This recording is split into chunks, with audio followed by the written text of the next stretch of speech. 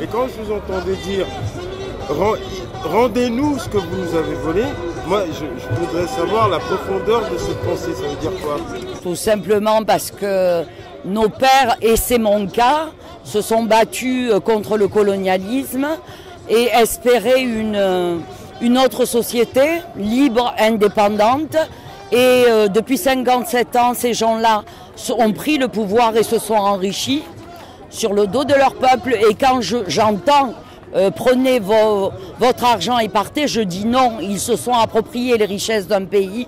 Il est temps qu'ils rendent au peuple ce qui lui appartient et ce pour lesquels nos pères et nos mères sont morts. Et vous, personnellement, quand vous voyez ce qui est en train de se passer, qu'est-ce que vous avez ressenti dans les prémices? Ben, je crois qu'on n'a pas senti... Je vais régulièrement en Algérie, hein, où je fais des cafés littéraires en tant qu'écrivaine, notamment chez moi en Kabylie, à Béjaïa, à Oukras, etc.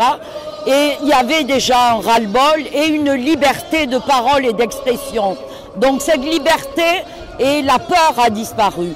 Donc en même temps, on sentait le ras-le-bol et la volonté d'une jeunesse qui voulait se libérer de ce système-là.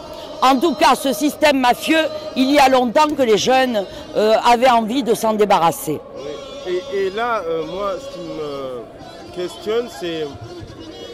Il y a cet événement, mais c'est pour aller... Parce qu'au regard des révolutions arabes, il y a eu des jeunes en Tunisie, il y a eu des jeunes des prémices au Maroc qui ont voulu aller dans la rue. Mais pourquoi? Moi, la question, c'est pourquoi faire? Oui, mais qu'est-ce qu'on fait avec comparaison n'est pas raison. L'Algérie a vécu une première révolution qui est l'indépendance et une autre dans les années 80. C'est le fameux printemps kabyle où elle a déjà versé de son sang. Donc, on n'en est pas là. Je pense que c'est un pays et c'est un peuple qui a atteint une maturité politique et qui aujourd'hui veut se débarrasser d'un système. Il y a quand même des structures en Algérie.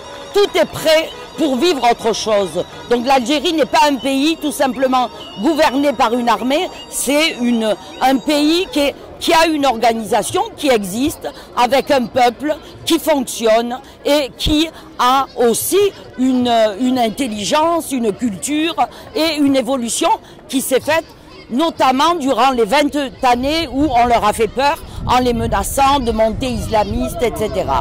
Donc je crois aussi que ces jeunes-là sont en train de dire surtout on n'a pas peur et on a envie d'aller de l'avant. D'ici, qu'est-ce que vous avez envie de leur dire du coup par rapport à votre position? C'est quoi? C'est un soutien? C'est une interrogation? C'est la peur? C'est quoi? Je crois qu'il n'est pas question, ce n'est pas un soutien. Parce qu'un soutien, ça voudrait dire tout simplement que nous ne sommes pas algériens. Nous sommes des binationaux, nous avons un droit de vote et l'Algérie nous appartient aussi parce qu'elle appartient à ceux qui l'aiment. Et nos pères l'ont aimé, ils en sont morts. Et il n'est pas question de laisser à ces gens-là la terre pour laquelle mon père s'est battu.